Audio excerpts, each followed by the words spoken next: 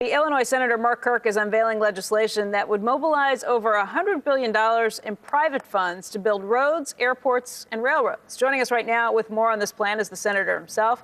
And Senator Kirk, why don't you explain how this works? Because there are a lot of people who think that we need to get the public and private sector together, but the details are always a little confusing. That's right. Right now, public-private partnerships are banned in Illinois. We'll hopefully change that. I think we've forgotten much of our own economic history.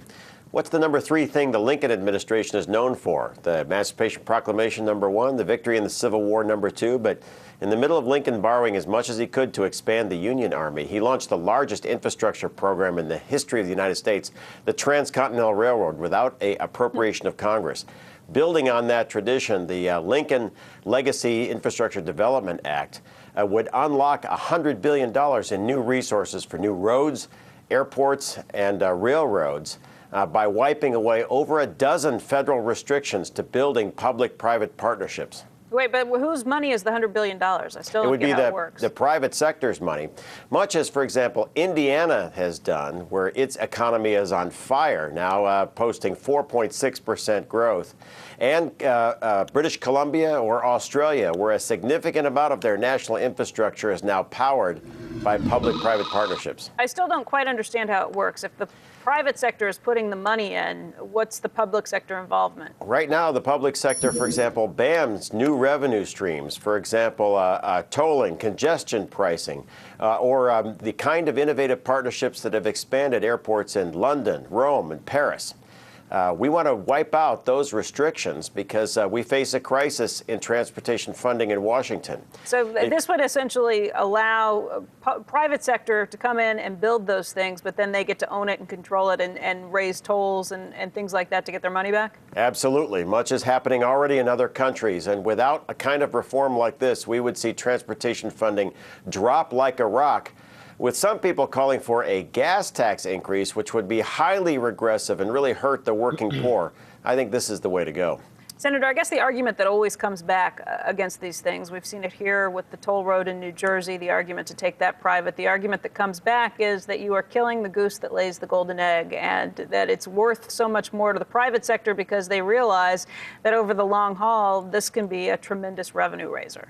That's right. Well, you wouldn't be able to mobilize private capital without that. But I'm facing a real crisis where transportation is the heart and soul, for example, of the Illinois economy. And if we depend on the federal government, or even worse, the state government, they have no revenues, and their ability to support transportation is dropping like a rock. Under federal law, the Transportation Trust Fund has to not run a negative balance.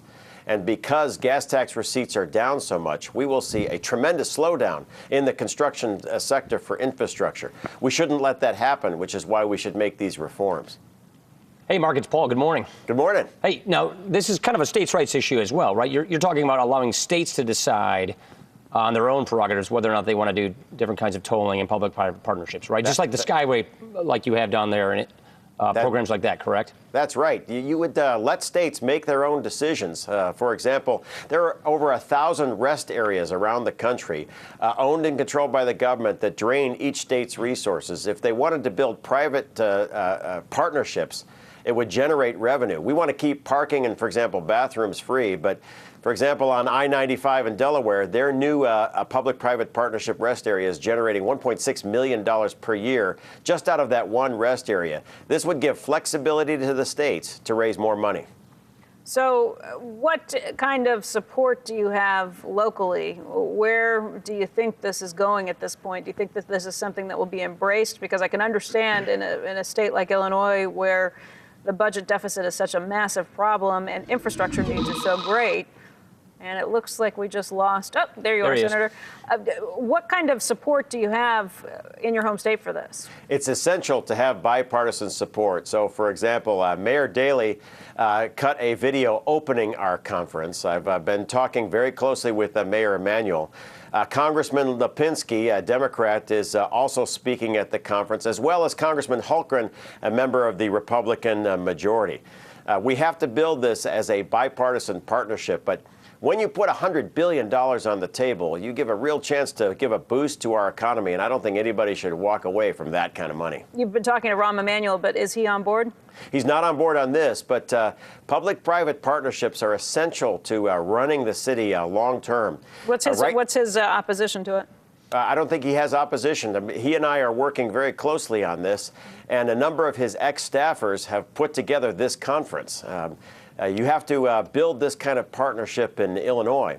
And for me, I think when we look at an innovative solution like this with $100 billion on the table, just about every state is going to be interested. And remember, all we're talking about is wiping away the federal restrictions so that states can make up their own minds. But I think they'll pick new roads, new airports, and new rail.